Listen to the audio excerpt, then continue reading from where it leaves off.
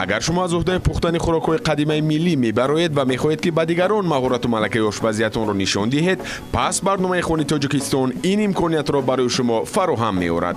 تلفن برای تماس 988 53 52 57. خانه تاجیکستان، ترغیبگر خوراک‌های لذیذ ملی.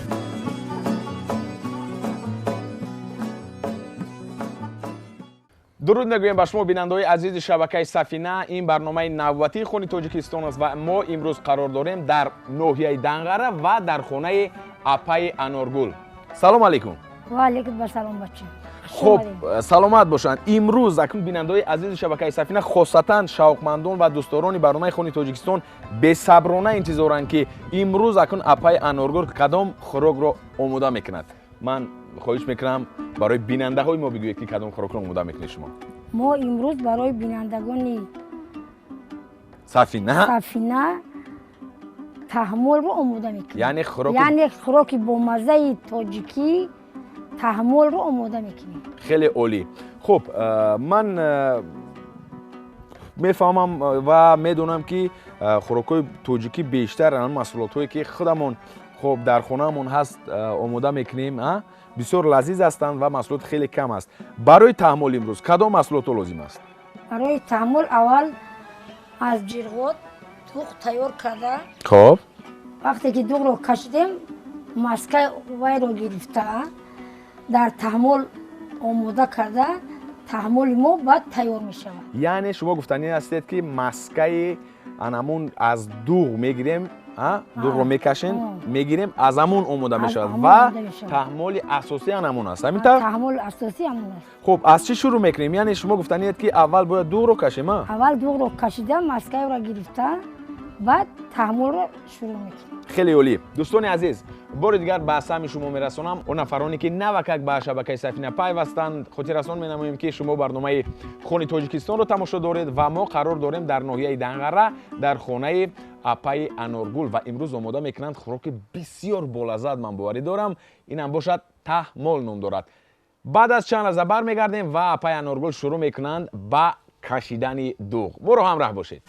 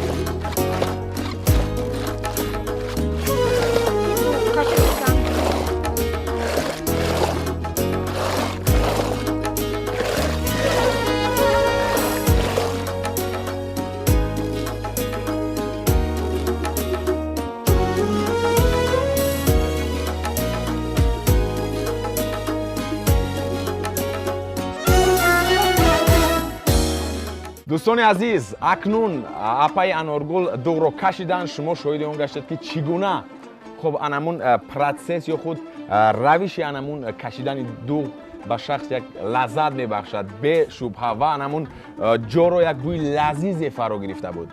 اکنون چیکار کردند؟ اپای انارگل کشیدن دوغ رو و از بالای دوغ انمون مسکه بسیار لذیذ و بوی خوش دارد آماده کردن. برای چی هستین؟ این برای تحمل و در اینجا دوغش همین طور است. خیلی عالی، خیلی عالی. کمشه جون پای دوغ تیار کردگی یک لذتش رو بچشین شما. دوستان عزیز، واقعا هم هر یکی ما در دهات خب چشیده ایم و این منظره رو دیدیم، این حالت رو دیدیم و شما خوب میدونید که چگونه لذت دارد. من میچشم با شما میگویم.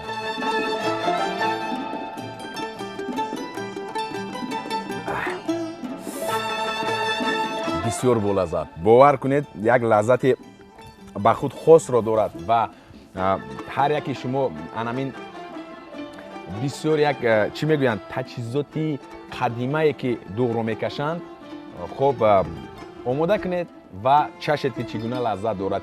این لذتش به یگان انامون دستگاه نوی که آماده میکنند و خب میده میکنند و آمیخته میکنند به اون میوید.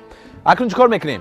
اکنون قسمت دومی برنامه ما دوغ رو کشیده خب گرفته آب انداخته ما تحمل رو خمیرش تیار میکنیم.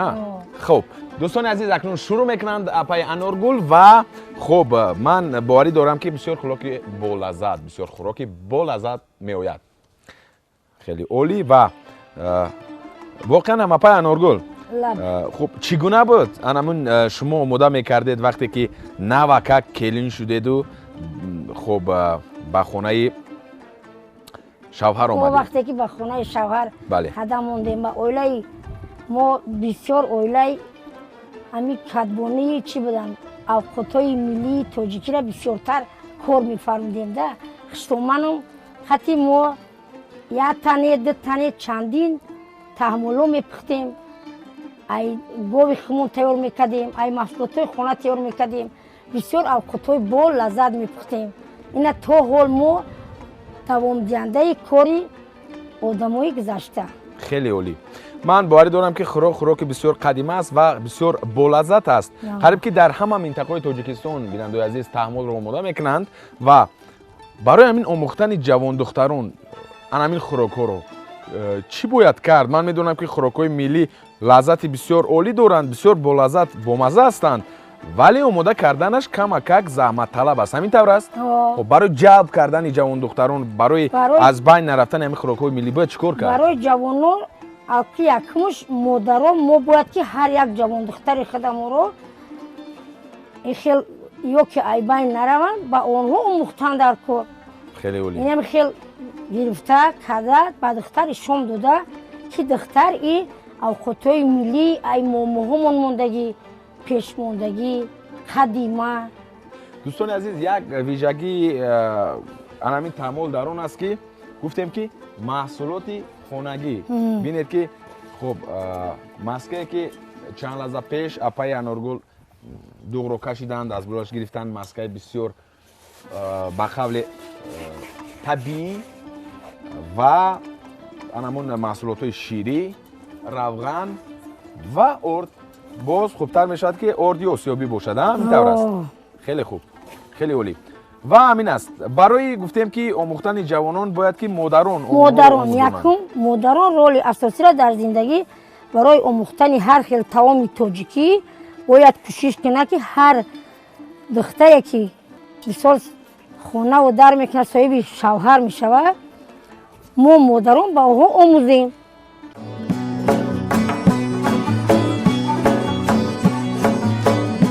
اگر شما از عهده پختن خوراک‌های قدیمی ملی میبرید و میخواهید که به دیگران مهارت و ملکه آشپزیتان را نشان دهید، پس برنامه خانه تاجیکستان این امکانیت را برای شما فراهم می‌آورد.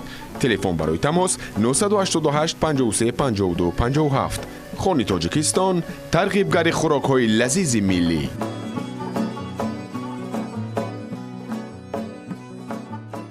بیننده عزیز اکنون بعد از تنفس برگشتیم و باید بگویم که تقریبا یک 10 دقیقه دم گرفت زباله ها همین طور است و من دستم رو تازه شوشتم زیرو اپای انارگل گفتن که دستت رو در اینجا تازه بیشو زیرو تو با من لازم هستی یعنی کمک میرسونی. برای همین هم چیکار میکنیم اکنون؟ من چی کمک کردم میتونم با شما؟ جمشید جان زباله گرفتگی را بعد 10-15 دقیقه تیار شد انا که با کار شروع میکنیم با کار. بیننده عزیز اون افرادی که نه واقعا اکنون شبکه سفینه رو موندن که الان برنامه خون تاجیکستان است برای شما میگویم که تحمل آماده میکنن اپای انارگل و ما قرار داریم در ناحیه دنقره. تحمل بسیار بولذت است. ولی ما کی گفتم که در کار شما در کار. من آماده هستم که کایی که گفتند در پای انارگل بعد من کمک میرسونم. خیلی عالی. خب خب استا دستم شسته. نه انا دستم رو شستم. تا خیلی دستت علیش کردم بگیر. ایواز کردن گیرم. خیلی عالی. انا کنو که نفر که انا پیشو تا که خیلی میکنی که چقدر تنک شود. تنک شود. تعامل رو استعمال کند باید که چیکار کند؟ ندارونش. آماده کردن تعامل رو نیست. خب یاد گیرد. انا خیلی کارا مو قطعی موها قطعی خشتومنو. انا باید منو خیلی کلنور ایشون بتیم. من کلنور ایشون دید. و من این اکای جمشید میره و خی. بله. گوشه میگم. بله خیلی عالی. خیلی عالی و این خیلی کردن در کارم.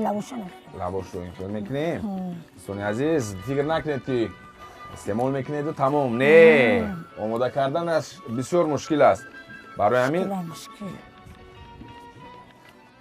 مهنت شرف است گفتن. قریب که از بین میره یعنی آماده کردنش بسیار مشکل است و نازک است. از همین لیوز جوانان ما کمک تنبل هستند. از همین لیوز نمیخواهند که انمی خوراکای مشکل رو آماده کنند ولی بسیار بولذت بسیار فایده‌آور است با شرطی که موافق معیار استعمال کنیم. از حد زیاد دیگر اکنون اگر عسل نیست باشد عسل زیاد ضرر دارد به سلامتی. خیلی ما در قشلوق زنکو بسیاری. خب ایرا ای بدن زنکو بسیار چقدر آسان می شود. محصولات ما آسان تیار می شود. خیلی خوب. خیلی خوب.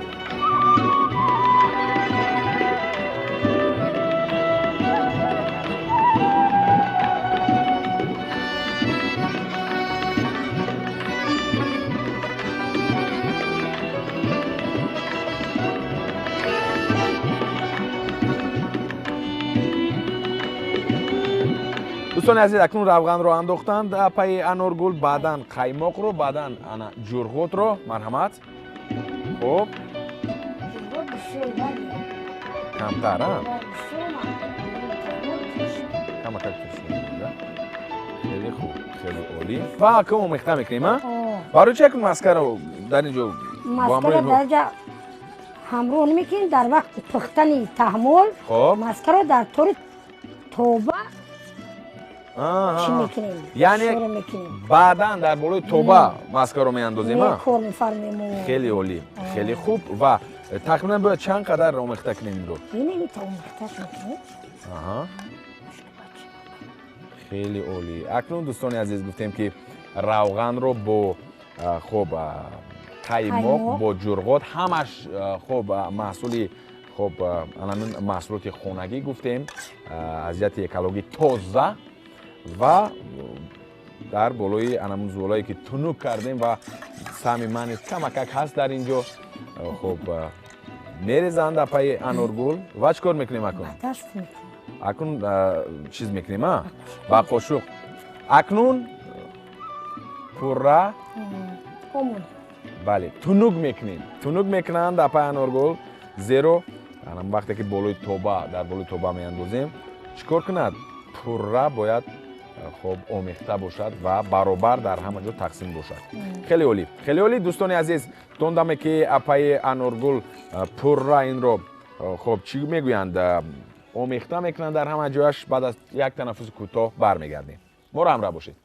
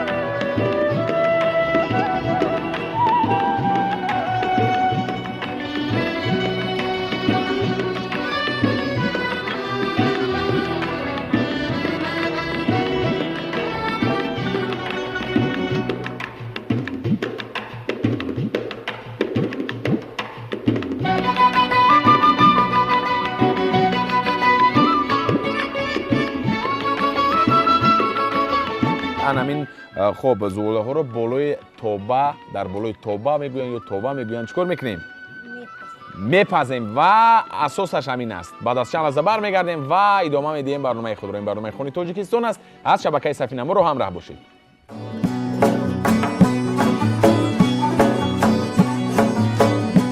агар шумо аз уҳдаи пухтани хӯрокҳои қадимаи миллӣ мебароед ва мехоҳед ки ба дигарон маҳорату малакаи ошпазиятонро нишон диҳед пас барномаи Хони Тоҷикистон ин имкониятро барои шумо фароҳам меорад телефон барои тамос 988 53 52 57 Хони Тоҷикистон тарғибгари хӯрокҳои лазизи миллӣ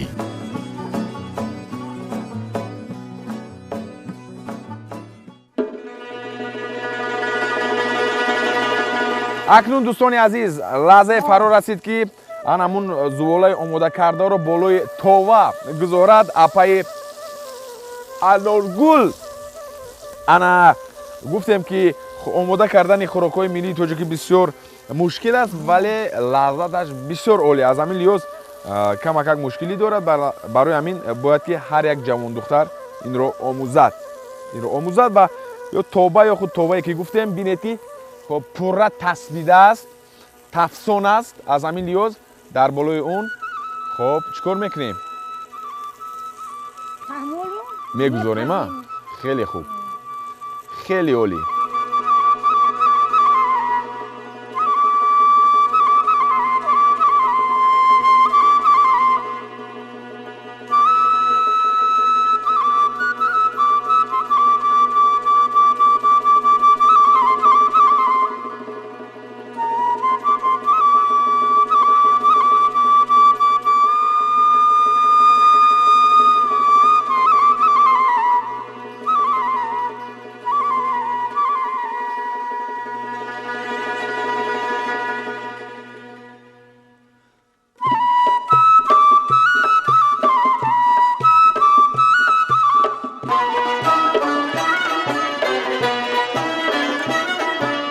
خب چیکار میکنیم اکنون؟ فکر میکنیم که آماده شده؟ شما یردم دی و میگی خب من کمک میکنم پایونتر وقتی دستمو دیگه اقلا یلا تنها بودیم که پیشتر انا بیام پیش ورد چیزه انا این طرفش رو میگیریم؟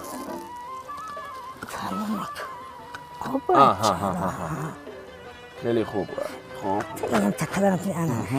کاولز رو میگیریم از بالای توبه اپای آنورگو کی کاولز نسوزد به ما ماسکمون بگرمی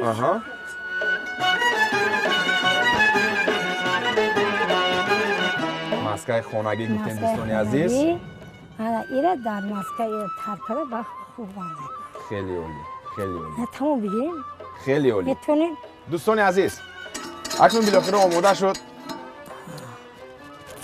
تحمل بسیار یک بوی لذیذ دارد باری دارم که خب شما نیز خواهشی استعمال کردن این خوراک رو دارید باور کنید همین حولی را بوی یک با لذت تحمل فرا گرفته است بعد از چند لحظه برمیگردیم و در سر دسترخوان اپای انارگل میچشیم و میگوییم به شما بینندگان عزیز که چگونه لذت چگونه مزه دارد تحملی که اپای انارگل آماده کردند برو همراه باشید سلام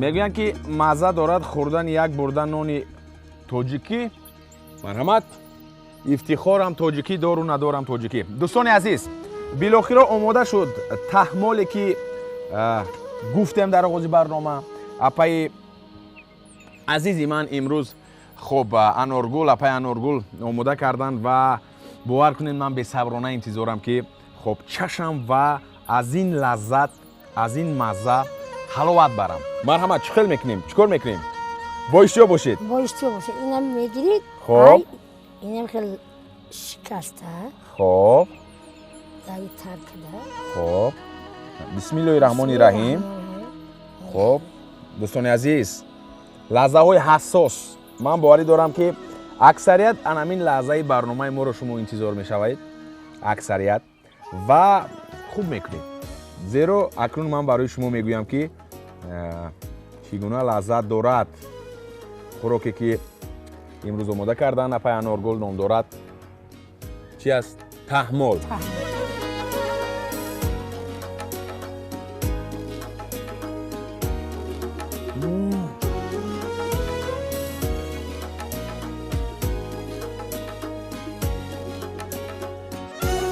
شخص انگام انمون استعمال کردن میخواهد که انمین لحظه به آخر باشد، زیرا بسیار یک طعم عالی دارد. باور کنید دوستان عزیز، من نمیدونم چگونه با سخن این را برای شما رسانم. فقط و فقط شما میتوانید که این را آماده کنید و در خانه‌تون استعمال کنید و تنها در همون لحظه میفهمید و احساس میکنید که چگونه لذت دارد. خب این خوراکی که میکنند خوراک قدیمه، خب تحمل. تشکر زیاد. من در حقیقت افتخار میکنم که تاجیکم. من در حقیقت افتخار میکنم که ملت تاجیک در برابر تاریخ بای داشتنش، در برابر شخصیت های بزرگ داشتنش، در برابر همین فرهنگ و مدنیت بالا داشتنش خوراک های بسیار بالذت دارد. دوستان عزیز، واقعا هم وقتی که خوراک تاجیکی رو آماده میکنند، مادر تاجیک، زن تاجیک، کدبانوی تاجیک و استعمال میکنیم، خود را خیلی خوشحال حس میکنیم. و من بارها میگویم که خوراک های لذیذ تاجیکی زیاد هستند، ولی هر یک خوراک رو باید موافق معیار استعمال نماییم. همینطور است. اپای انارگل، من به شما یک تاجیکستان سپاس میگویم. تشکر زیاد. واقعا هم یک مشقت دارد، یک زحمت خیلی زیاد دارد آماده کردن خوراک‌های ملی، خاصتا همین تحمل، ولی اکنون استعمال کردنش یک میدونید حلاوت خاصی دارد. برای همین من از شما ایساری سپاس میکنم. من باوری کامل دارم که چون که امروز شما برای همین رشد هنرهای مردمی، خاصتا خوراک‌های تاجیکی، خوراک‌های ملی، خوراک‌های قدیمه سهم خود را گذاشتید.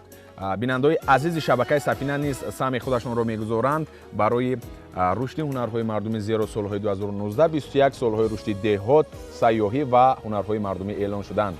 بار دیگر سپاس میگویم به شما بیننده‌های عزیز. اینجا باشد برنامه نوبتی خان تاجیکستان با آخر میرسد. تا دیدار نوبتی خود و نزدیکانتون را احتیاط کنید. همیشه خوراک‌های لذیذ تاجیکی رو استعمال کنید، ولی موافق معیارش. تا بازدید دوستان. خیر. تشکر زیاد.